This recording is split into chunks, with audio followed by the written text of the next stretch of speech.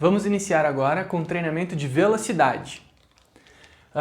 Bom, pessoal, quando a gente fala de treinamento de velocidade, nós temos que rever um pouquinho os conceitos iniciais do treinamento físico, tá? Que é o ciclo de supercompensação. Por quê? Porque lá no ciclo de supercompensação, o que nós aprendemos, né? Que para que haja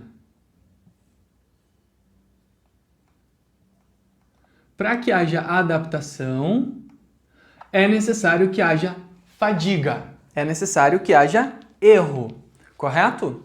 Então,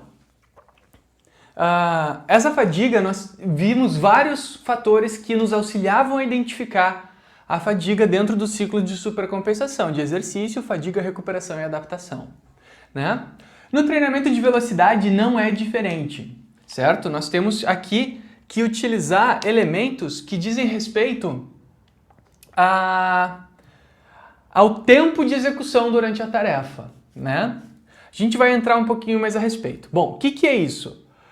Quando a gente fala de velocidade, a gente fala de um número de execuções de uma determinada tarefa em um determinado tempo, ou uma distância percorrida em um determinado tempo, ou um número de gestos realizados, um número de acertos em um determinado tempo. Então, o mais importante quando nós tratamos de velocidade é o tempo. Independente do que nós estejamos avaliando, nós estamos sempre lidando com o tempo. Então, a ferramenta mais importante da preparação física, quando a gente trata de velocidade, é o cronômetro. Como assim? Bom, independente do gesto motor ou da tarefa motora, a gente vai avaliar esses gestos ou tarefas ocorrendo em um determinado tempo. É importante que o tempo para a execução da tarefa seja sempre o mínimo possível.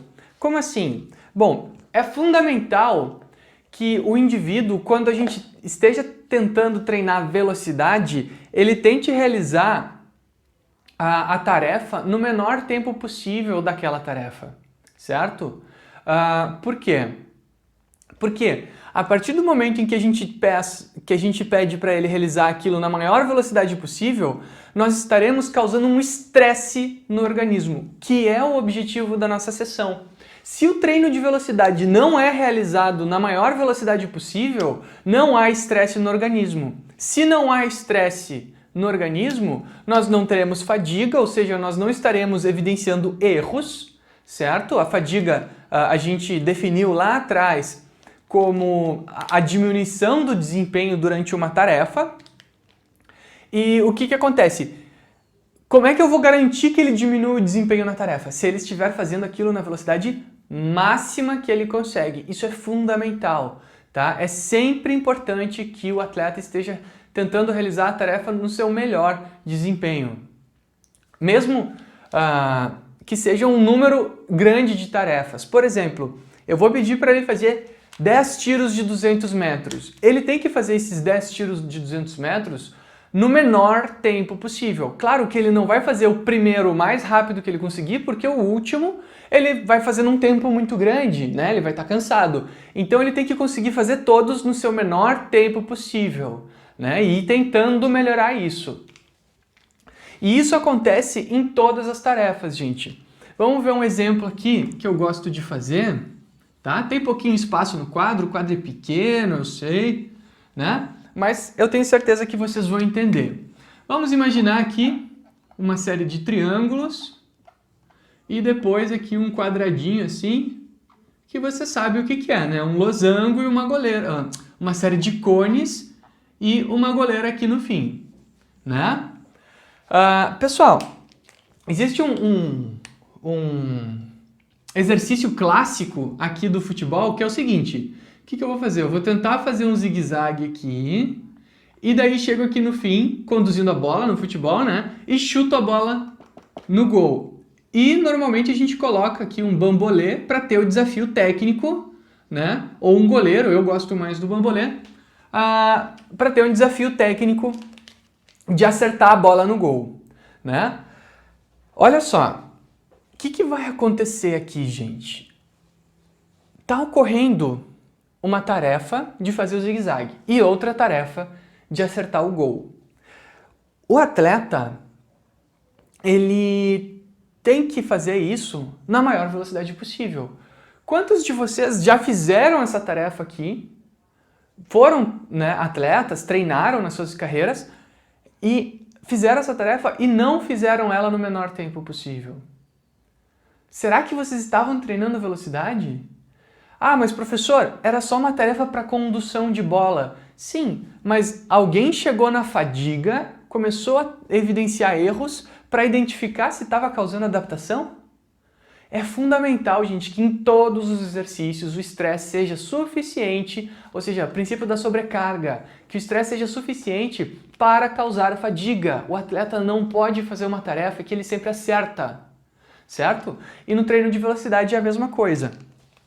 Então, vamos pegar aqui um exemplo que o jogador A, aqui nessa tarefa, o jogador A, ele demorou aqui 10 segundos para fazer essa tarefa aqui. E o jogador B demorou 15 segundos. Né? Os dois tentaram no seu máximo. Né? Só que um consegue em 10 segundos e outro em 15 segundos. A partir desse momento, a gente começa a ver quem é melhor para realizar a tarefa. Quando o jogador B tenta fazer mais rápido, o que acontece? Ele não consegue conduzir a bola, ele perde a bola, chuta o cone, ou seja, ele não começa a ter sucesso na tarefa. Então, é importante que quando eu esteja avaliando a velocidade, eu sempre tenha sucesso na tarefa que eu estou realizando e tenha essa concorrência entre conseguir evidenciar os erros técnicos, porque se ele está tentando o mais rápido possível, ele vai começar a fazer movimentos inadequados na condução de bola, ele não vai olhar para o lado, né? Vai ficar olhando sempre para baixo e a gente vai começar a perceber erros para corrigir a técnica do atleta. Né? Isso é fundamental. O erro é talvez a parte mais importante do treinamento, né? Porque é quando o atleta erra que nós percebemos o que precisa ser ajustado, certo? E, bom, vamos imaginar agora que o jogador A, fazendo nessa velocidade, ele acerta 80% dos chutes no bambolê lá no canto, né? Acertando no alvo. Já o jogador B, em 15 segundos, ele acerta 98% dos chutes. Qual é o melhor jogador, né? A gente pensa assim, pô, quem que é melhor? Quem que eu escolho? Se eu tivesse num jogo de futebol, quem que eu escolheria para entrar no meu jogo? Qual que é a resposta certa das horas incertas? Depende, né? Mas depende do quê? Bom, pessoal, desta forma aqui, a gente consegue identificar as capacidades de cada atleta. Se eu estiver tendo o problema de acessar o campo adversário rapidamente, eu vou botar aquele que tem melhor condução de bola, né? Por quê? Porque ele vai conseguir superar ali os obstáculos e ele vai acabar acessando aqui o campo adversário. No entanto, em finalização ele não é muito bom, né? Já, se eu consigo chegar na área adversária, consigo colocar os jogadores na cara do gol, só que eu não consigo finalizar, então o meu problema não é infiltração, o meu problema é o quê? Finalização, né? Então percebam que desta forma, avaliando quantitativamente todas as tarefas que dizem respeito à velocidade, pessoal, a gente consegue determinar quais são as falhas do atleta. E o próprio atleta pode começar a se autocorrigir. Né? Ele pode começar a perceber, realmente, eu não sou muito rápido, eu preciso melhorar isso, mas eu finalizo bem. Já o outro percebe, pô, eu sou rápido, mas minha finalização é muito ruim, então eu posso melhorar. E isso se aplica, gente, a todas as modalidades. Eu posso aplicar isso ao basquete, por exemplo, né? Fazendo com que os meus atletas façam essa mesma tarefa e depois façam a finalização da bandeja, e daí eu vejo quantos acertam, quantos percentuais de acerto, quem é mais rápido. O próprio atleta pode começar a saber o que ele precisa fazer para melhorar e ser melhor que os outros do ponto de vista das capacidades físicas, né? Então, é fundamental que nós estejamos sempre avaliando o gesto motor, a tarefa que a gente está fazendo, em um determinado tempo. O gesto motor, a gente só conta se tiver sucesso. Ou seja, se eu fazer isso aqui em 5 segundos, mas sair derrubando todos os cones, Gente, eu não conto o tempo que eu fiz, porque foi inadequado, né? Agora, o meu atleta vai fazer isso devagarinho para acertar perfeito e faz em 30 segundos. Ele começa a ver, epa, eu não estou fazendo isso certo, porque todo mundo faz melhor que eu. Tem um que faz em 15, tem um que faz em 10, tem outro que faz em 12, tem outro que faz em 11, né? E aí eu não consigo mais acertar tanto. Então, o próprio jogador começa a ter a pressão, o atleta que está passando pela preparação física, ele começa a sentir pressão também, ele começa a dizer, pô, eu preciso melhorar, né? Não fica aquele migué, né? Aquela coisa assim, ah, não, é só fazer o zigue-zaguezinho aqui, chuta e fica dando risada, né? Já se vocês estão com uma planilha na beira de quadra e estão avaliando os atletas, a gente começa a ter um estímulo para causar estresse, para evidenciar erros, aonde eu só vou contar o sucesso das tarefas, e é esse tipo de condição aqui que vai começar a me levar a desenvolver adaptações, né? Se não há erro, gente, não há adaptação. E aí vocês ficam fazendo aquele zigue-zague, chute no bambolê ali para sempre, por nada, né? Por quê? Porque não está tendo adaptação. Não adianta nada treinamento sem fadiga, gente. A gente já viu isso quantas vezes, né? O treinamento ele precisa causar estresse, precisa ter erro, precisa ter fadiga para começar a causar as adaptações. Então esse primeiro esquema aqui ele tem que ser compreendido dessa forma, em que, claro, gente, eu não preciso estar com o cronômetro em todas as atividades que eu fazer de beira de quadra, mas eu preciso ter algumas tarefas que eu considero necessárias, né? Por exemplo, eu posso ter aqui situações onde eu ponho mais de um jogador para ele passar a bola e botar situações de tomada de decisão, né? Coisas com desenvolvimento motor mais avançado, né? Com gesto motor de maior complexidade. A gente pode melhorar isso em cada modalidade, né? Posso botar um jogador, outro marcando, e aí eu começo a cronometrar, né? Então, vocês podem escolher o tipo de gesto motor que vocês querem avaliar, que tenha a melhor aplicação para a tarefa que a gente quer desenvolver e para a qualidade física que a gente quer ter certeza que os nossos jogadores sejam o melhor possível. E desta forma, gente, além do treinador ter a capacidade de estar avaliando seus jogadores de uma forma muito precisa, muito cirúrgica, por quê? Porque ele sabe cada detalhe do jogador, o quanto é bom, o quanto não é, facilitando as escolhas durante situações de tomada de decisão do esporte. O próprio jogador sabe quais são os seus déficits para tentar melhorar. E aí a gente chega aqui. Por quê? Porque o simples fato de eu cronometrar a tarefa e contar a quantidade de erros e acertos naquela tarefa são utilizados como indicadores de desempenho do atleta, né? O atleta ele vai ser conhecido agora pelo seu desempenho em cada tarefa. Ele vai ter indicadores, né? Eu vou poder desenhar agora uma série de fatores, uma série de aspectos, né? Que vão me dizer se esse atleta tem um bom potencial de desempenho ou não, né? E aí a gente divide isso em dois principais grupos aqui, os qualitativos e os quantitativos. Os qualitativos, erro, insucesso na tarefa. Então, se ele começa a errar muito, diminuindo o percentual de acerto, ou se, por exemplo, ele começa a errar os cones, né? Porque se ele começa a fazer a tarefa chutando o cone, batendo a bola no cone, significa que ele não está conseguindo executar ela corretamente. Então, ele está tendo insucesso na tarefa e vai ter que tentar de novo. E vai acabar aumentando o tempo, porque ele teve que tentar de novo, diminuindo a velocidade, pois ele errou. Então eu vou forçando ele a me mostrar o verdadeiro desempenho dele durante a tarefa. A qualidade do movimento. Então, se por exemplo eu peço para um nadador fazer os 50 metros, né? E eu começo a ver que ele começa a perder técnica, né? Por quê? Porque eu pedi para ele fazer o mais rápido possível. Eu sei qual é o tipo de técnica que eu tenho que treinar mais para desenvolver e talvez melhorar o tempo na tarefa, né? Por exemplo, ele começa a entrar com o braço chapado na água durante o nado, né? Ao invés de buscar a água parada lá na frente a cada braçada, ele entra com o braço chapado, né? O que eu digo? Vamos tentar melhorar um pouquinho essa braçada para entrar um pouquinho mais fluido, né? Tá certo que nos 50 metros a frequência de braçada é muito alta, mas a gente pode tentar melhorar isso e talvez melhorar o tempo de execução, né? Por quê? Porque eu comecei a ter indicadores qualitativos, porque eu solicitei que ele fizesse a tarefa o mais rápido possível. A decisão, né? Técnica e decisão. Então, eu posso ter assim, ó, situações no jogo, por exemplo, no vôlei, né? Eu faço um jogo onde eu faço ali um levanta, um recebe, um levanta e corta. E eu ponho 2 jogadores para bloquear ali, né?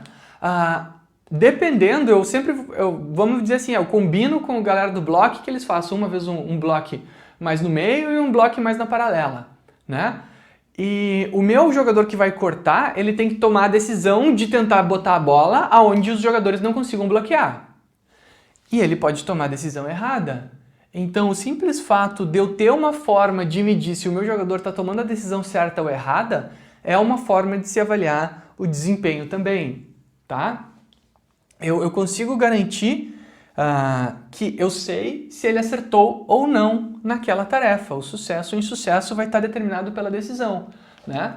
Ou eu digo assim, numa luta, por exemplo, jiu-jitsu, eu coloco o meu atleta numa situação de armlock já, então ele tem que se livrar daquele armlock, e cada armlock tem uma forma correta de fuga, de esquiva, né? E aí ele tem que usar a técnica correta. Se ele usar a técnica inadequada, e eu digo, tem que se livrar o mais rápido possível, eu sei que naquele tipo de situação ele tem que melhorar e começar a tomar as decisões corretas. Certo? Então, é uma forma também de se avaliar o sucesso e o insucesso. Outros indicadores quantitativos são mais simples, né? Os quantitativos é o tempo que eu demoro para executar a tarefa. Eu consigo dar 10 chutes no saco de areia a cada 10 segundos. Eu consigo dar 20 chutes. Eu consigo dar 30 chutes no saco de areia a cada 30 segundos no atleta do taekwondo, né? Ou no bob, né? Pode ser também no bonequinho. O número de repetições corretas.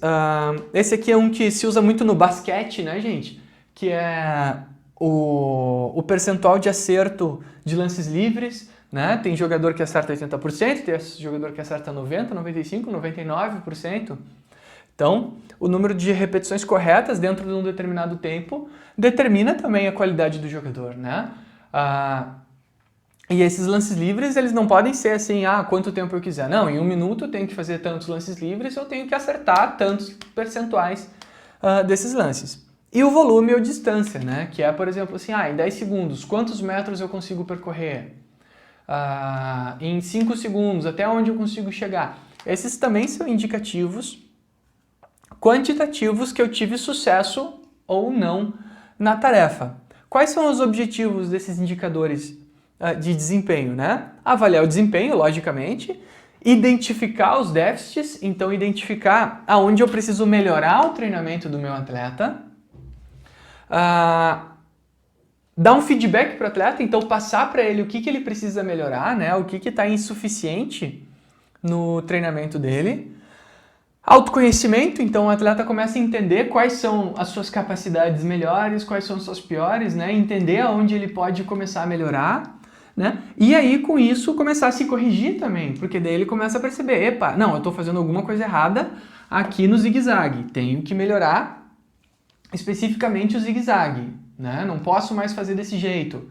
Então, devagarinho, o próprio atleta vai começar a poder apresentar aqui as suas correções para o seu desempenho, né? E começar a utilizar isso em favor de aumentar o seu rendimento naquela modalidade e a sua velocidade, né? A velocidade apresenta uma série de manifestações que são importantes de nós compreendermos. E são justamente também as formas que nós iremos periodizar posteriormente, tá? Quais são as manifestações de velocidade? São 4. Velocidade de reação, movimento, deslocamento e, por último, a resistência de velocidade, tá? Elas são conceitos bem simples de serem compreendidos, né? Mas cada uma diz respeito aos tipos de exercício que nós teremos que fazer durante a sessão. A primeira e mais importante, que determina a minha qualidade em todas as outras, é a velocidade de reação. A velocidade de reação é o tempo que eu demoro para responder a um estímulo ou o tempo que eu demoro para tomar uma decisão, né? A velocidade de reação ela vai determinar todas as outras Por quê? Porque se eu tiver, por exemplo, uma velocidade de reação muito baixa, a minha velocidade de deslocamento vai ter que ser muito boa para superar isso. Então, por exemplo, numa corrida, né? Aquele que sai mais tarde durante a largada, ele precisa ter uma velocidade de deslocamento muito alta porque ele demorou a reagir ao estímulo, certo? Então a velocidade de reação ela pode prejudicar as demais. A velocidade de movimento é o tempo que eu demoro para realizar uma tarefa ou um gesto motor. Então aqui é onde eu tento treinar as minhas técnicas específicas, né? O meu chute, o meu arremesso, o meu lançamento, o meu corte, o meu salto, o meu vai e volta, o meu pula. Eu vou pegar uma tarefa importante, o meu saque, a minha devolução, né? Eu vou pegar um movimento específico do meu esporte e eu vou ver quanto tempo a pessoa demora para fazer. Né? Se é um gesto, um movimento, uma técnica que é muito curta, por exemplo, um chute, bom, eu vou pedir para a pessoa fazer vários chutes para poder ter uma medida simples de acessar. Mas eu posso também utilizar um laboratório, né? Eu posso filmar a pessoa e aí eu meço em precisão de milissegundos quanto tempo uma pessoa demora para fazer uma determinada tarefa. Ou eu posso, inclusive, calcular a velocidade do chute de uma bola de futebol, por exemplo, filmando a bola e vendo a distância que ela percorreu em uma determinada distância, em um determinado tempo, né? Então existem vários aspectos que nos possibilitam aqui de compreender o quão rápido um atleta consegue fazer uma determinada tarefa. O terceiro é o tempo para percorrer uma distância, né? Basicamente, deslocamento é quanto tempo eu demoro para ir de um ponto até o outro. Cada esporte vai ter a sua forma de deslocamento mais importante e nem sempre ela é correndo, né? Às vezes, por exemplo, no voleibol, um peixinho e se levantar e já receber a bola é considerado também velocidade de deslocamento, porque é o tempo que eu demorei para ir até um ponto, chegar no outro e fazer a minha tarefa. Então aí eu inclusive acrescento aqui uma velocidade de movimento, tá?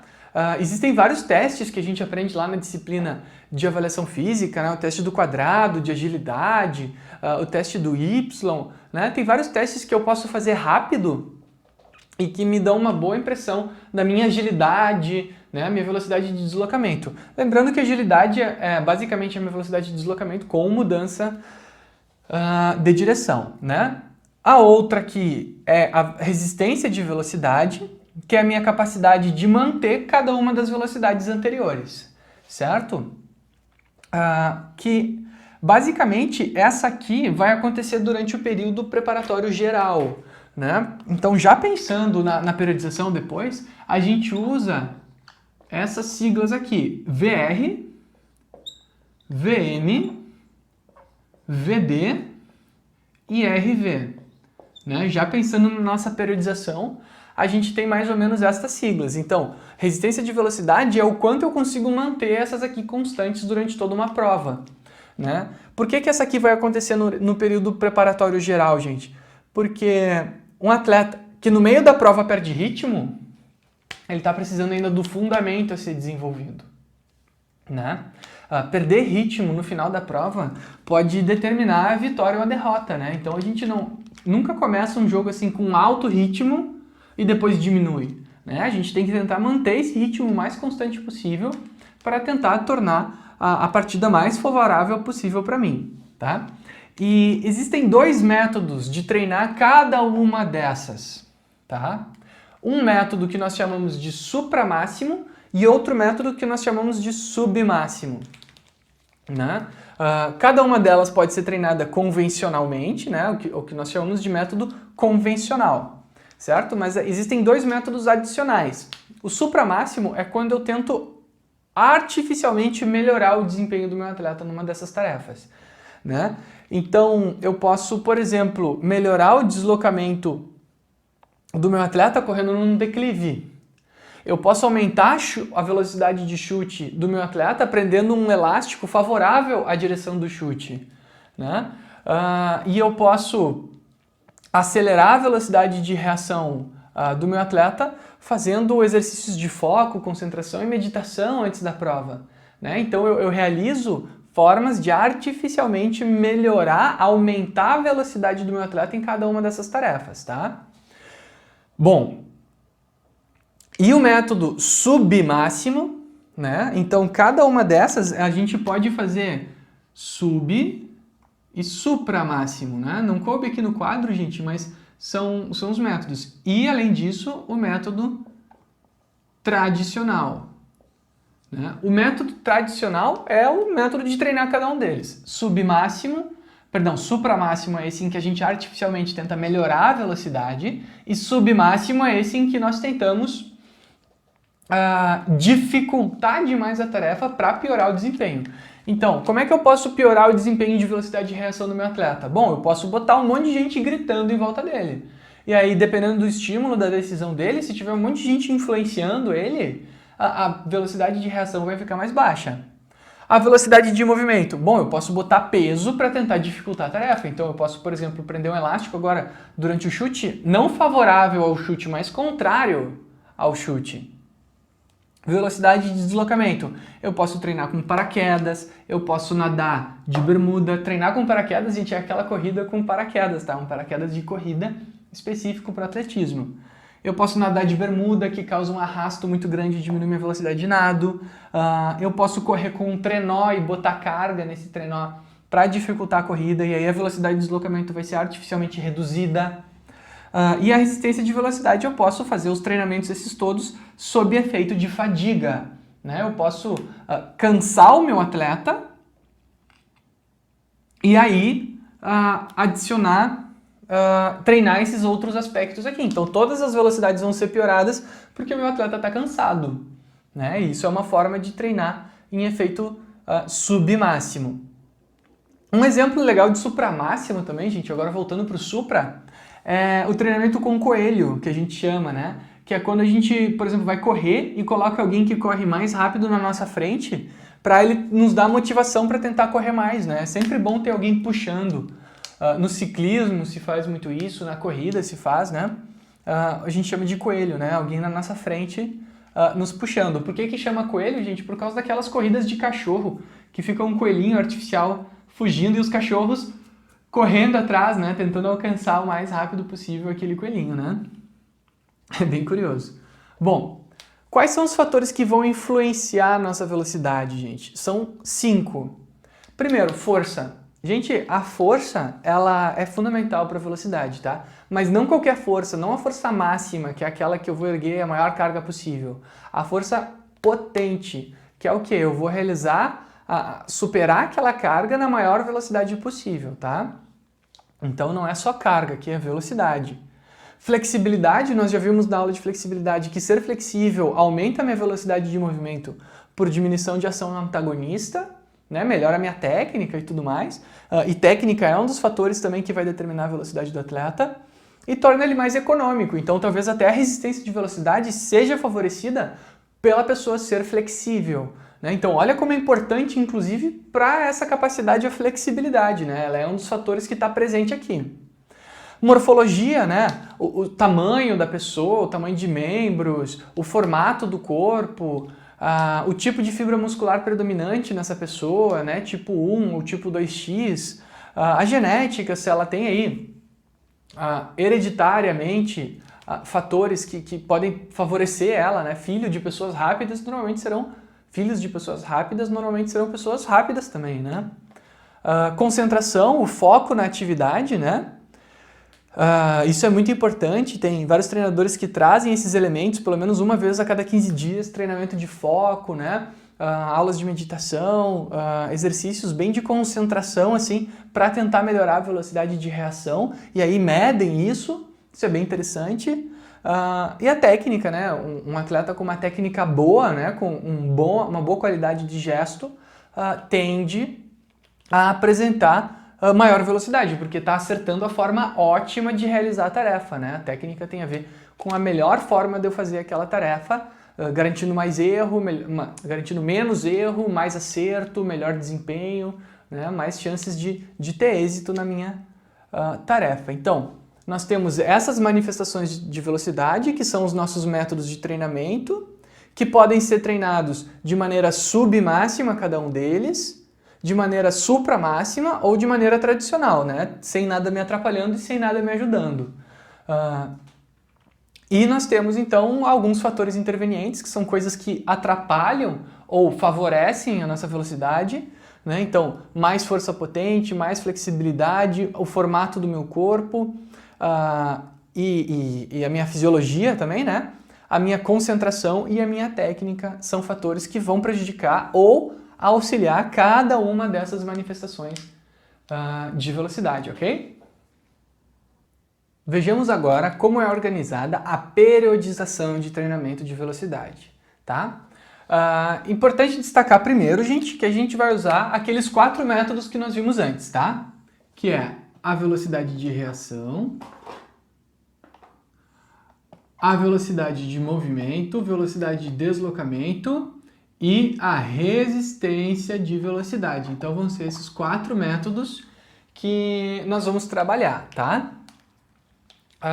Outra coisa que é importante destacar é a relevância da velocidade de reação. Ela é a mais importante de todas e deve ser treinada sempre, certo? Velocidade de reação, ela é fundamental, porque o que vai acontecer? Ela vai prejudicar o desempenho das outras velocidades. Então a gente tem que ter um certo cuidado aqui e a gente deve enfatizar o treinamento de velocidade. Então, dentro dos macrociclos, né, a gente vai ver depois os micros, o que nós temos? Introdução, choque, estabilização, né, do PPG, depois choque e estabilização do PPE, pré-competitivo, competitivo e o controle que não tem nenhum macrociclo específico, pode acontecer conforme a nossa decisão, né? Bom, como eu falei, o mais importante é a velocidade de reação. Então, gente, o que acontece? Nós treinamos velocidade de reação em todos os microciclos.